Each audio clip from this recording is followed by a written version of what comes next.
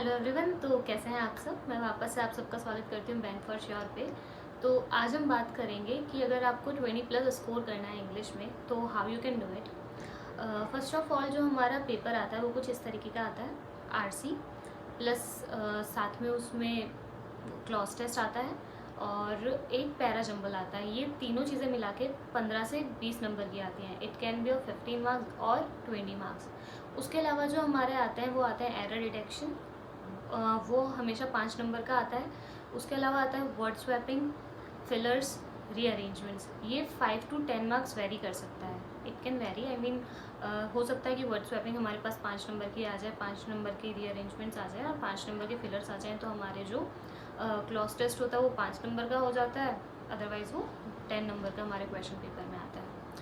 तो जब हम लोग तैयारी की बात करते हैं तो first of all the Hindu के बारे में आपको मैं बताना चाहूँगी, क्योंकि जो आरसी आता है हमारे या फिर जो क्लॉज टेस्ट आते हैं, ये ज़्यादातर देखा गया है कि जो करंट अफेयर्स होते हैं हमने जो द हिंदू में अपने आर्टिकल्स आते हैं, एडिटोरियल्स आते हैं, उसमें से बहुत ज़्यादा आते हैं। चांसेस भी होते हैं, इवन पिछले साल जब पेपर हुआ था एसबीआई का तो उसमें जो क्लॉज टेस्ट था वो वहाँ से आया था। इवन आरसी भी उसमें से आ सकता है। तो यू शुड प्रिपेयर और you should read the Hindu, या फिर आप चाहें तो एडिटोरियल्स फॉलो कर सकते हैं।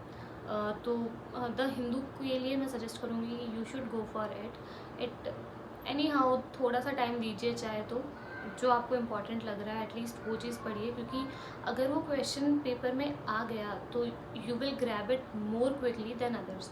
जो लोग उसको पढ़ने में टाइम लगाएंगे वो चीज़ आपको नहीं लगेगी, क्योंकि अगर आप उसको एक बार रीड आउट करेंगे यू विल गेट इट और आप उसके क्वेश्चंस आराम से सॉल्व कर सकते हो। अदरवाइज़ हमें आरसी में ऐसे क्वेश्चंस मिलते हैं जो मैं क्वेश्चन पढ़ूंगी, मुझे फिर पूरा आरसी रीड आउट करना पड़ेगा, उसके बाद ही मुझे उसका आंसर समझ में आएगा।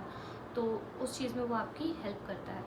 तो हम लोग अगर सोर्सेज की बात करें तो you should go for editorials first of all. जैसे मैंने बोला, तो आप या तो निमिषा बंसल मैम हैं उनका ले सकते हैं, या फिर विशाल परिहार सर हैं उनको फॉलो कर सकते हैं, या फिर संतोष सर हैं अंडर 247 पे, आप उनको फॉलो कर सकते हैं एडिटोरियल के लिए। सिमिलरली फॉर क्लासेस आप इन तीनों में से किसी को भी फॉलो कर सकते हैं, ऑन योर चॉइस। तीनों की क्लासेस लेके देखिए, आपको जिसका बेटर समझ में आता है आप उसे फॉलो करिए। साथ ही में कुछ बुक्स जो मैंने प्रेफर की थी वो थी वर्ड पावर मेड इजी। ये हमें वोकैब में हेल्प करती है। साथ ही में आप इसको प्री प्लस मेंस दोनों में यूज़ कर सकते हैं, इट विल हेल्प यू। और एक मैंने RS अग्रवाल फॉलो की थी, जनरल इंग्लिश, जो कि सेम प्री की आपकी प्रैक्टिस, साथ में कुछ क्वेश्चन ऐसे होते हैं जो हमें मेंस में भी देखने को मिल जाते हैं, एरर डिटेक्शन वगैरह के।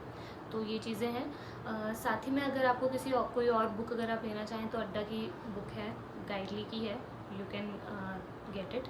और साथ ही में इंग्लिश के लिए ट्राई करिए कि जो आपकी वोकैब है वो एडिटोरियल के थ्रू आप लें, क्योंकि एडिटोरियल में करंट जो चीज़ें आती हैं उनमें कुछ न्यू वर्ड्स यूज़ किए जाते हैं और वो SBI और IBPS में काफ़ी बार पूछे जाते हैं। एंड अगर आप लोग इस चीज़ को कंफर्म करना चाहते हैं तो आप प्रीवियस ईयर के क्वेश्चन पेपर्स उठा के देख सकते हैं, उनमें कई बार ये चीज़ें आई हुई हैं।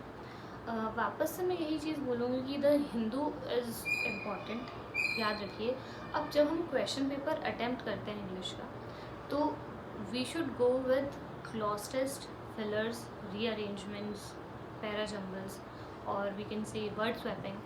आरसी हमेशा हमें लास्ट में करना चाहिए। आरसी अगर हम लोग लास्ट में करेंगे तो हमें जो बेनिफिट होगा वो ये है कि अगर लास्ट में मेरे पास 5 मिनट्स बच रही हैं या 10 मिनट्स बच रही हैं, इट्स अपॉन यू कि आप कितना जल्दी रीड आउट करते हैं, कितना जल्दी हम क्वेश्चन सॉल्व करते हैं। लेकिन जो रिमेनिंग टाइम है वो मुझे आरसी में देना है। उसमें से भी 1-2 क्वेश्चन ऐसे होंगे जिनके सिनोनिम्स या एंटोनिम्स पूछे हुए होंगे, तो वो हम लोग डायरेक्टली कर सकते हैं।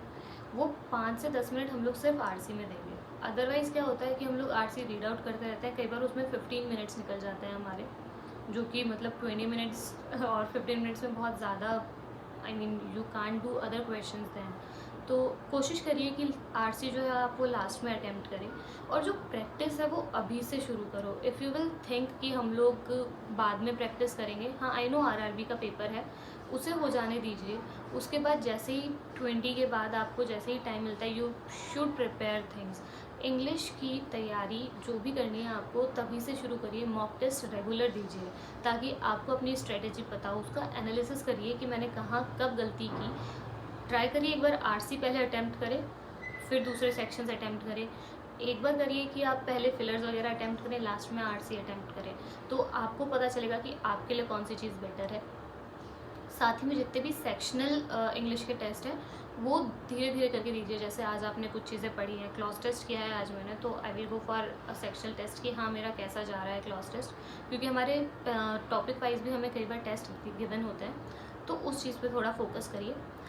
साथ ही में कल हम लोग बात करेंगे रीजनिंग और मैथ्स की, तो please like, subscribe and share the video.